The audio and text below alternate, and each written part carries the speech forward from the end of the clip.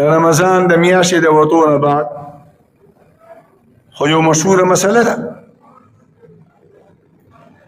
نبی علیه الصلاة والسلام فرمایي من صام رمضان، کم مسلمان چې د رمضان د میاشتې روژې ونیولې او ثم اتبعه بست من شوال او بیا یې ورپسې د شوال په میاشت کې شپږ روژې د شوال په میاشت کې ونیولې کانه کصیام الدهر،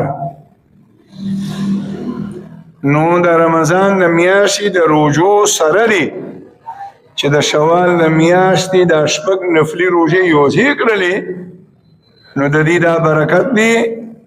محبوب پیغمبر وایي الله بدل داسې ثواب درکوي لکه ټول کال چې تا روژې نیولي. نو دغه برکت الله پاک په نفلي روژو کې د شوال د میاشتې د شپږو نفلي روژو ته دا کمال او دا اثر او دا خصوصیت الله ورکړی دی چې دا نفلي روژې دي د رمضان د فرضي روژو سره ملګرې کړي، نو د دې د برکته به داسې لکه د ټول کال چې ستا روژې.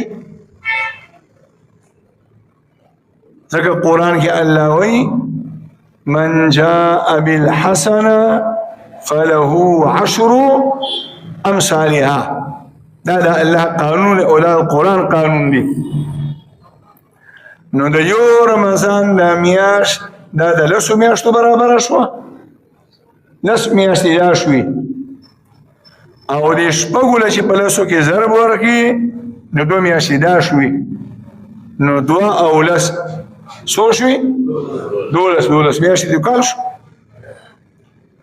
نه الله جل جلاله دی موږ داسې ټولو ته په دغه حدیث باندې د عمل د کولو توفیق نصیب کړي.